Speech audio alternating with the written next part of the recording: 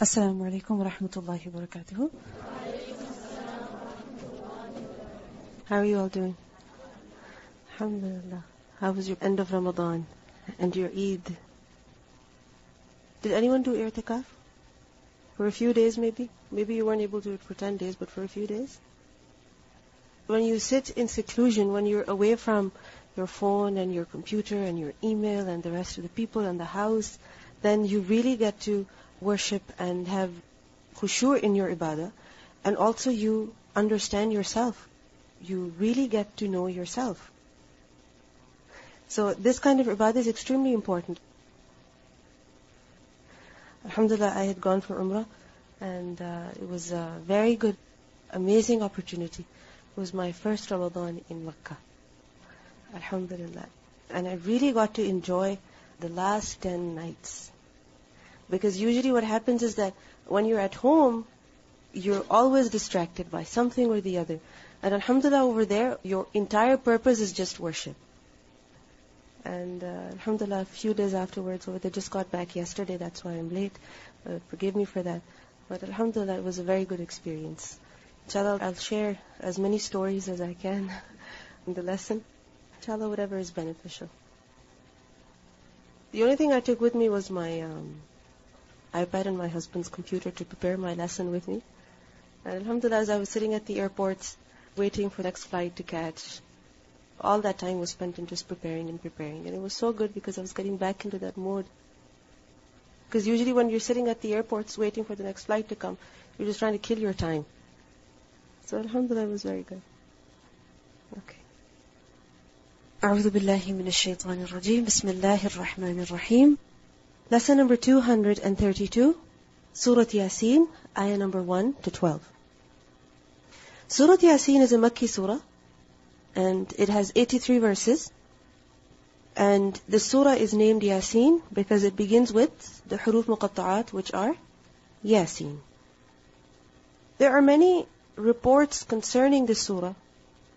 For instance, one report says, one hadith, prophetic tradition, it says that the heart of the Quran is Surah Yaseen. And I'm sure you have heard other reports as well. However, none of these reports are authentic. A lot of importance is given to Surah Yaseen because of this reason. However, remember that these are not authentic narrations. Surah Yaseen is a very important surah of the Quran. Every surah of the Quran is in fact important. It should be read with understanding. It should be read regularly. It should be recited. And Surah Yaseen is definitely one of those. However, no special importance should be given which Allah and His Messenger did not give. You understand? So, Surah Yaseen should be taken as a surah of the Quran. It is important like every other surah of the Quran. Bismillahir Rahmanir Rahim. Bismillahir Rahmanir Rahim. What is Bismillah? The statement Bismillahir Rahmanir Rahim. What does it mean? When do you say it? When you begin something that is important. Remember that Bismillah, this is a constant. It is a mustaqila, meaning a constant verse that comes at the beginning of every surah of the Quran except for Surah At-Tawbah. So when do you recite this? Before every surah. It's a mustaqila, a constant ayah that appears at the beginning of every chapter of the Quran, except for Surah At-Tawbah. Now, there are some scholars who say that Bismillah is in fact the first ayah of which surah? Surah Al-Fatiha.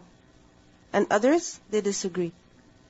Which is why it's quite possible that in some mushaf or in some juz or in some places you will find Bismillahir Rahmanir Rahim as the first ayah of Surah Al-Fatiha. Isn't it so? You might find that. But other scholars, they disagree. Why? Because there's a hadith of the Prophet ﷺ. It's a hadith Qudsi in which we learn that when the servant, he recites Alhamdulillahi Rabbil Alameen, then Allah subhanahu wa ta'ala says, my servant has praised me. And the entire surah is mentioned like that, the conversation between Allah and His servant. However, in that conversation, Bismillah is not mentioned as the first verse. This is why Bismillah is not considered as the first ayah of Surah Al-Fatiha. Rather, what is it? A constant verse of the Quran, which comes before every chapter. It's a constant verse. And what does it mean? Bismillahir Rahmanir Rahim. I begin with the name of Allah who is Ar-Rahman and also Ar-Rahim. Now tell me, in the statement Bismillahir Rahmanir Rahim, where is I begin? It's not there, isn't it so? Bismillah means with name. Have you ever wondered why it is with name of Allah? I remember as a child I was always confused. What does it mean by this with name of Allah? The entirely merciful, the especially merciful. You see, the verb is not mentioned, but rather it is implied. Why? Because this verse, this statement, is a general statement which you can say before doing anything that is important. Whether it is eating, or it is writing, or it is entering the house, or it is reciting the Quran. Anything important that you're about to do, how should you begin that? By mentioning the name of Allah. And if a verb was mentioned, for instance, aqra'u, Bismillah, then for every action there would be a different statement. Isn't it so? And how difficult it would be for people to memorize all of those different versions of Bismillah. So it's of the great mercy of Allah that this statement is a general statement. The verb is not mentioned, rather it is implied. So we can use it all the time, whenever we're doing anything that is important. So Bismillahir Rahmanir Rahim, in the name of Allah, the entirely merciful, the especially merciful. Yaseen. Yaseen is a composition of two huruf, two letters. And what are they? Ya and Seen. And these letters, what are they known as? Huruf Muqatta'at. Do they have a root? Do they have a masdar? Do they have a meaning? A literal meaning? Do they? No. Like for instance, when you find إِنَّكَ لَمِنَ الْمُرْسَلِينَ, Lam, does it have a meaning? إِنَّكَ لَمِنَ الْمُرْسَلِينَ, Lam, does it have a meaning? Yes, what does it mean? Surely. وَالْقُرْآنِ الْحَكِيمِ, does waw have a meaning? What does it mean? By. So some huruf hijaiya, they have a literal meaning. But there are other huruf hijaiya which do not have a literal meaning. And huruf muqatta'at, what are they? Huruf hijaiya, they are the letters of the Arabic alphabet, however they do not have a literal meaning. Now, is it possible that some words of the Quran or some huruf of the Quran have no meaning? Is it possible? Why would they be there? Doesn't Allah subhanahu wa ta'ala say in the Quran, بِلِسَانٍ عَرَبِيٍّ مُبِينٍ, that this Quran is in the Arabic language that is very clear, right? So how could you say that there are some huruf in the Quran which do not have any meaning whatsoever? We say that they have no meaning, but they have a purpose. And what is that purpose? To display the miraculous nature of the Quran. And what is it? That this Quran is inimitable. You cannot imitate it. You cannot produce anything that is like it, anything that is better than it, anything that is close to it even. So these huruf, what do they present? A challenge for mankind. That here, two huruf, ya and seen, produce something like the Quran. Can you say something like it? You cannot. It's impossible for you. So these huruf muqatta'at, many of them appear at the beginning of various surahs of the Quran. And what do they display? The miraculous nature of the Quran. And remember, they do not have a linguistic meaning. However, they have a purpose. And that is to display the miracle of the Quran. Some have said that Yaseen, it is a name of the Prophet ﷺ, or it is one of the names of the Quran. Which is why you may have heard some people whose name is actually Yaseen. Why do people give that name? Because they say it was the name of the Prophet ﷺ, or they say that it was the name of the Quran. Just as the Huruf Taha even. Have you heard of the name Taha? Whereas in fact, what is it? Huruf Muqatta'at. Why do people give that name? Thinking that it was the Prophet ﷺ's name. But was it his name? No. Is it the name of the Quran? No. What is the reality of these huruf? They are only huruf muqatta'at, just like alif lam mim. On this trip of mine, I was asking someone that, is it correct to give the name Yaseen? They said it's common, it's ma'roof, it's understood, so, we should not raise objections. But I was just trying to clear my understanding, and somebody happened to be sitting in that place as well. They said, okay, then I'll name my child Alif Lam Mim. If Yaseen is permissible, then Alif Lam Mim should also be permissible. The thing is that Yaseen was not the name of the Prophet ﷺ. And when we don't know the exact meaning, because some have even said that these huruf muqatta'at are actually abbreviations of Allah's names. We have no evidence. So when we don't know, we should stay safe. And others have said that Yaseen, they do have a meaning. Some have said that Yaseen have a meaning. And they say that in the lughah of At-Tai, Tahiya Hamza, this tribe Tai, an ancient Arab tribe, they would use Yaseen to address someone. And Yaseen, what is it? It's an abbreviation. So Ya, what is this? Harf nida. And Seen is an abbreviation for the word insan. This is what they say. So Yaseen, what does it mean? O person. O man. He is being addressed, he is being called. However, this is a minority opinion. The safest of all of these opinions is that this is of the huruf muqatta'at. And this is not something that is unique to this surah only, but rather we find this in so many surahs of the Quran. Yaseen wal Quran al-Hakim, by the Quran that is wise, by the wise Quran. Wow is harf qasm. What is a qasm? What is an oath? What's the purpose of an oath? To show the importance of something. To show the importance of what? Whatever you're about to say. To emphasize it. To show its truthfulness. To remove any doubt concerning it. This is the purpose of an oath. So the purpose of an oath is to emphasize, it is tawqeed, it is to show the truthfulness of what you're about to say. And how is it that an oath is sworn? It is sworn by mentioning something or someone who is of great importance. بِشَيْءٍ مُعَظَّمٍ, by something that is great. Like for instance, when you swear by Allah. Who is Allah? Azim, A'zam. Why do you swear by Allah? To show that what you're about to say is definitely the truth. You're mentioning Allah. There is no way what you're saying would be false. You understand?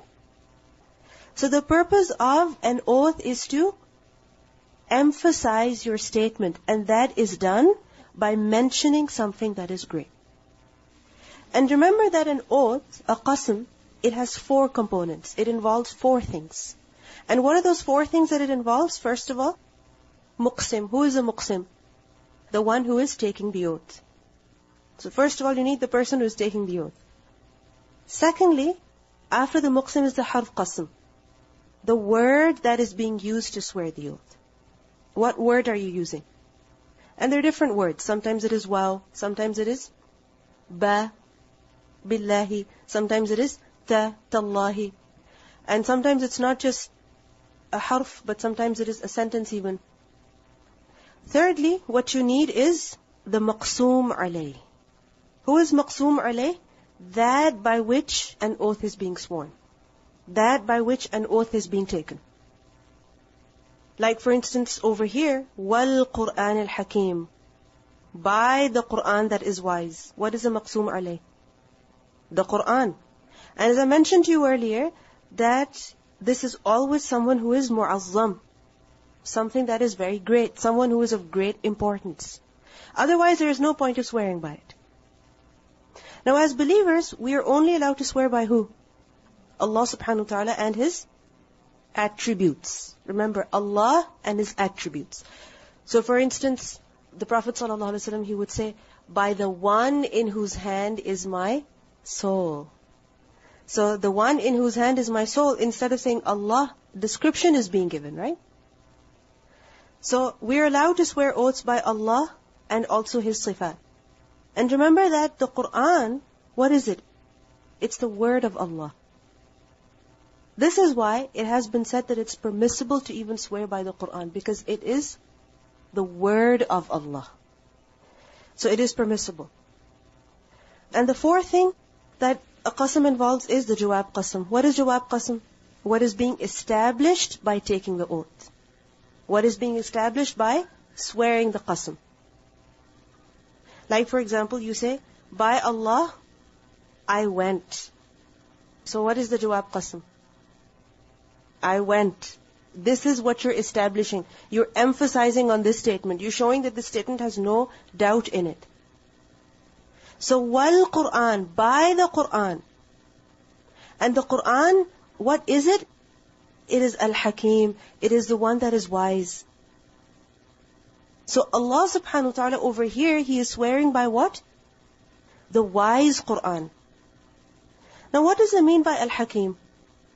Al-Hakim is from the root letters? Ha, Kaf, Mim. What words can you derive from these letters? Ha, Kaf, Mim. Can you think of some words? Hikmah, what does that mean? Wisdom, what else? Hukum, what does that mean? Judgment. Muhkam, Hakim. Now, Hakim, what kind of a word is it? What kind of a noun is it? Which ism is it? Ism, sifa. And remember ism sifa? It gives a meaning of fa'il, and sometimes it gives a meaning of maf'ul. So it can be understood in a number of ways. And because from ha, kaf, mim, you can derive many, many words, this is why Hakim can be understood in more ways even. So first of all, Hakim is understood as Dhul Hikmah. What does it mean by Dhul Hikmah? One that has hikmah, possessor of wisdom, one that is full of wisdom. I have a question for you. How is the Qur'an full of wisdom? In what way? Okay, you have questions and you find answers in the Qur'an. How is the Qur'an wise? Wise. In what way? My question is, how is the Qur'an wise? If you say to someone, the Qur'an is full of wisdom, and they ask how, what will you say? Every statement that is mentioned in the Qur'an is at the right place, it comes in the right time, in the most perfect way, guiding us. How else? First of all, the Qur'an is full of wisdom. How? In its commandments, in its ahkam. If you look in the Qur'an, what do you find? Commands. Do this, don't do this. If you look at all of those commands, they are full of wisdom. So the contents of the Qur'an, how are they? Wise. Full of wise guidance. And how are they full of wise guidance? How are they full of wisdom? Because they are in accordance with fitrah. They are in accordance with aql, with adl, justice. Every single command that Allah has mentioned in the Qur'an, is it not best for people? It's best for people. Does it contradict what benefits human beings? No way. It's beneficial for them. Is it just? Of course it's just. So this is how the Qur'an is full of wisdom. First of all, in its contents, in its ahkam, in its commands, in its prohibitions. It's quite possible that we may fall short in our understanding, in our reflection. We don't understand the purpose of a particular command. We don't understand why it's given. How is it good for us? But is there benefit in that command? Definitely there is. So how is the Qur'an wise? First of all, in its commands. Secondly, the first point that was mentioned, that the Qur'an is also full of wisdom in its arrangement, you could say. That every command, right place, right time. Like for instance, right at the beginning of the Qur'an, you don't find the women have to cover themselves. When does it come? When does it come? In 18th juz, in 22nd juz. Imagine if you read that in the first surah. Would you be able to do it? No. Very difficult for you. So, it's wise in its arrangement, in its order, in its tarteeb. And this arrangement is both in linguistic way and also in the commands, in the way that the commands have been mentioned in the Qur'an. The order of those commands even. Then also the Qur'an is wise how? In its style. It's full of wisdom how? In its style. What does it mean by that? That wherever warning is needed, the warning is given. Wherever encouragement is needed, encouragement is given. Wherever some motivation is needed to do something, that motivation is given. For instance, if you look at Surah An-Nur, the commands are extremely firm and strict. And look at the way the surah begins. Suratun anzalnaha wa faradnaha. Isn't that wisdom? Isn't that part of wisdom? Of course it is. So, it's also full of wisdom in its style. There is shiddah, there is emphasis. The way that the things are mentioned in the Qur'an, there's istifham, questioning, to make us use our mind. So, wal Qur'an al-Hakim, Hakim, first of all, what does it mean? Dhul hikmah, one that is full of wisdom. Now think about it. Every command is just, fair, best. The style, the arrangement, the order, everything is full of wisdom. Is this Qur'an not worthy of being followed? Is it not worthy of being followed? Of course. Why is it being said, Wal Qur'an al-Hakim? This is the wise Qur'an, the wise guidance, the best guidance. Therefore, it's worthy of being followed. Secondly, al-Hakim is also understood as muhkim. And muhkim, what does it mean? One that makes firm. One that makes firm. Mutqinul ashya. One that gives firmness. Because remember that ihkam is to make something firm. Now, how does the Qur'an make firm? What does it make firm? The hearts of the believers. Like, for example, the stories of the people of the past have been mentioned. And what's their purpose?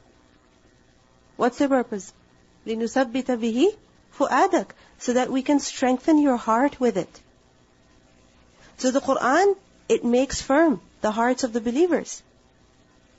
Also we see that any statement from the Qur'an, if it's quoted somewhere, if it's given somewhere, if it's quoted somewhere, it's relevant, it's correct, then does that make the point that you're making firm? Of course, you have an evidence from the Qur'an. So the Qur'an also makes firm. In Surah Al-An'am, ayah 115, we learn, وَتَمَّتْ كَلِمَةُ رَبِّكَ صِدْقًا وَعَدْلًا. And the word of your Lord has been fulfilled in truth and also in justice. تَمَّتْ كَلِمَةُ رَبِّكَ صِدْقًا وَعَدْلًا. Because the Qur'an is sidq and it's also adl, this is why it is muhkim. It makes firm. Thirdly, Hakim also gives the meaning of muhkam. And what does muhkam mean? Muhkam. This is the maf'ul meaning now. Muhkam means one that is made firm. One that is made perfect. How is the Qur'an made firm and perfect? In its arrangement, in its words, in its meanings, the selection of words even, that no one can play around with them, no one can alter them and change them and distort them. Is it possible? No, because Allah subhanahu wa ta'ala has made this Qur'an extremely firm. So no one can distort its meanings and no one can distort its arrangement either. And if anybody tries to do it, it doesn't make sense. You know that it's fishy. You know that there's something that's been done wrong. In Surah Hud, ayah number 1, we learn, Alif Lam Ra, Kitabun Uhkimat Ayatuhu, Thumma Fussilat Min Ladun, Hakimin Khabir. That Alif Lam Ra, this is a book whose verses have been perfected, and then they have been presented in detail from who? From the one who is wise and also acquainted. So what does it mean by perfected? That they have been made firm, no one can alter them, no one can change them. No one can distort them. This is why in Surah Fussilat, ayah 42, Allah subhanahu wa ta'ala says, لا يأتيه الباطل من بين يديه ولا من خلفه. تنزيل من حكيم حميد. That falsehood cannot approach it from the front nor from behind. It cannot come into the Quran in any way. It cannot nullify the Quran. It cannot invalidate the Quran in any way. Because the verses of the Quran, how are they? They have been made firm. In Surah An-Nisa, ayah 82, we learn, وَلَوْ كَانَ مِنْ عِنْدِ غَيْرِ اللَّهِ لَوَجَدُوا فِيهِ اخْتِلَافًا كَثِيرًا. That this Quran, if it was from other than Allah, then the people would have found many discrepancies in the Quran. So the fact that the Quran is firm, what does it mean? That it cannot be altered, the meanings cannot be distorted, the words cannot be distorted, and this is an evidence that this Quran is from Allah. It is Hakim. Fourthly, Hakim also gives the meaning of Hakim. And what does Hakim mean? One that makes judgment. One that passes judgment. One that is decisive, conclusive. So this Quran is Hakim in what way? How is it Hakim? That there are commands that are given in the Quran, and these commands, how are they? Final. Because there's no book coming after it. Nothing can replace it. Every command in the Quran is final. And this Quran, it gives us the final judgment. What is good? What is bad? What is permissible? What is not permissible? What is the right thing to do? What is the wrong thing to do? So this Quran, it judges between good and evil, right and wrong. And this is why it is mandatory for us to refer to the Quran. Why? Because it is Hakim, it is Hakim. It decides, it judges between what is right, what is wrong. This is why Allah says in Surah Shura, ayah 10, that وَمَا اخْتَلَفْتُمْ فِيهِ مِنْ شَيْءٍ فَحُكْمُهُ إِلَى اللَّهِ. That whatever you disagree over, then its judgment refer to who? Allah. And how do you do that? By referring to the Quran. So if the Quran is Hakim, what does it mean? What do we have to do? Refer to the Quran. And this Quran is also Hakim. How? That on the day of judgment, it will be a witness for a person or against a person. Based on the Quran. That if a person believed in it, followed it, lived by it, then he is successful. And if he abandoned the Quran, if he turned away from it, then he is a loser. So Yaseen, wal Quran al Hakim. By the Quran that is Hakim. Full of wisdom. One that is firm. One that makes firm. And one that passes judgment as well. One that gives judgment as well. One that is decisive. إِنَّكَ لَمِنَ الْمُرْسَلِينَ. Indeed you are surely from the messengers. What do we see over here? An oath is being sworn by the Quran. And what is being said? That indeed you, O Prophet ﷺ, who are you? From the messengers. إِنَّكَ لَمِنَ. Notice the emphasis over here. What is inna? Indeed. What does that show? Emphasis. Laminal. What is lam? Surely. What does that show? Again, emphasis. And in the previous ayah, a qasam was being sworn. A lot of emphasis is being laid, and what is being said? That certainly, most definitely, you are of the messengers. There is absolutely no doubt about it. Al-Mursaleen is a plural of Mursal. And who is Mursal? One who has been sent. One who has been sent by who? By Allah, bearing a message to His people. So you are of the messengers who were sent to their people by who? Allah subhanahu wa ta'ala. Why has it been said minal mursaleen? And not just you are a messenger. Why has it been said you are of the messengers? That you belong to the same group. That all the messengers of the past who were sent by Allah, you belong to the same group. You are their continuation. In fact, you are their final one. And no one is coming after you. The Prophet ﷺ said, my parable among the prophets is that of a man who built a house. The example of the Prophet ﷺ with all the prophets is what? Is of a man who built a house and he did a complete and a good job. Apart from the space of one brick which he did not put in its place. So imagine a house has been built, walls are perfect, just one brick is missing. And the people, they started to walk around the building, admiring it, and saying, if only that brick were put in its place, then what would happen? The house would be complete. And he said that among the prophets, I am like that brick.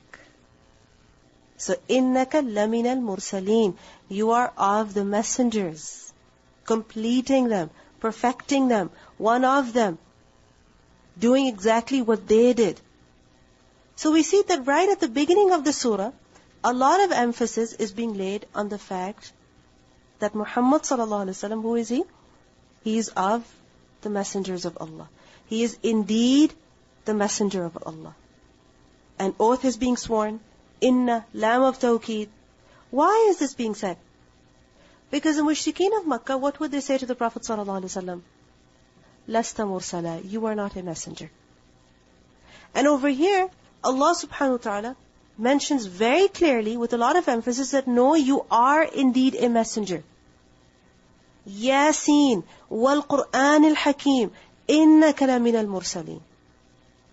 And we see that this is mentioned in many other places in the Qur'an as well. This is made clear in many other places in the Qur'an that Muhammad ﷺ is in fact a messenger. Like for example in Surah Al-Ahqaf, ayah 9, we learn, قُلْ مَا كُنْتُ بِدَعًا مِّنَ الرُّسُلِ. Say, I am not something new. I'm not something original among the messengers. Messengers were sent before, and I am also a messenger. إِنَّكَ لَمِنَ الْمُرْسَلِينَ. And how is this being proven that you are indeed a messenger? By mentioning the Qur'an. By making the Qur'an a witness. By swearing by the Qur'an. It is being testified that he is indeed a messenger. So what does it show? That the Qur'an is an evidence of what? The prophethood of Muhammad sallallahu alaihi wasallam. If anyone has a doubt concerning the prophethood of Muhammad sallallahu alaihi wasallam, what should he refer to? The Qur'an. He has any confusion, any misunderstanding, he should refer to the Qur'an because that is an evidence.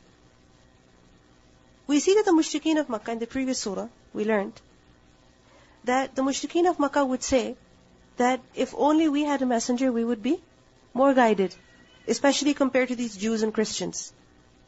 In Surah Fatir, ayah 42, we learn, وَأَقْسَمُوا بِاللَّهِ جَهْدَ أَيْمَانِهِمْ لَإِنْ جَاءَهُمْ نَذِيرٌ لَيَكُونُنَّ أَهْدَى مِنْ إِحْدَى الْأُمَمِ. But what happened when the messenger came? Did they believe in him? Did they follow him? No. They turned away from him.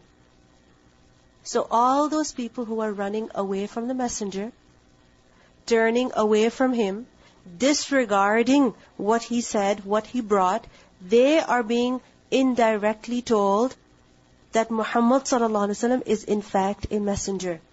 And if you have any doubt, if you have any difficulty concerning his messengership, then refer to what? The Qur'an. Because the Qur'an is Hakim. It is full of wisdom. It will prove to you that it is the word of Allah. It is firm. You cannot defeat it in any way. And it also makes firm. And it's also decisive.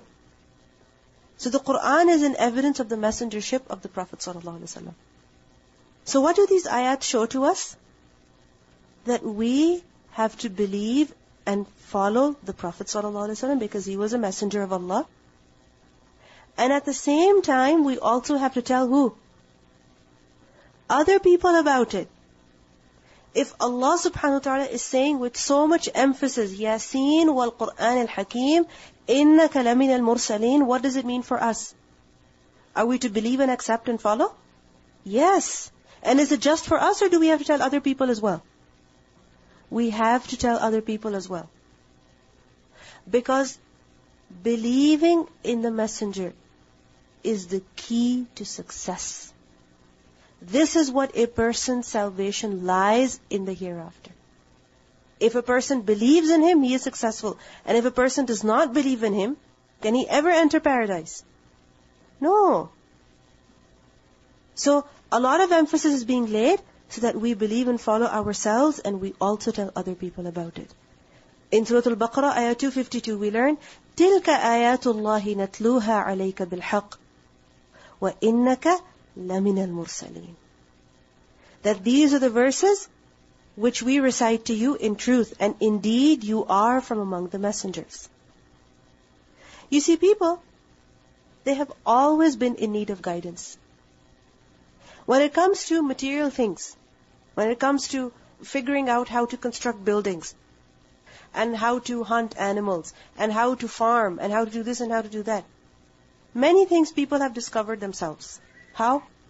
Trial, error, experiment, observation. But when it comes to worship, when it comes to the greater questions of life, the purpose of life, when it comes to dealing with one another, where do you get this from? Can you just learn this from mere observation and discovery? No. People have always been in need of guidance. And Allah subhanahu wa ta'ala has always fulfilled this need. How?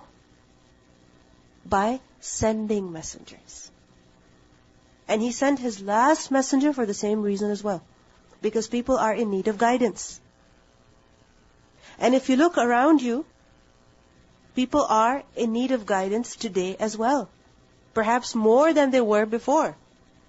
Because despite the many advancements, despite the great technology that people have today, they lack in their spiritual contentment.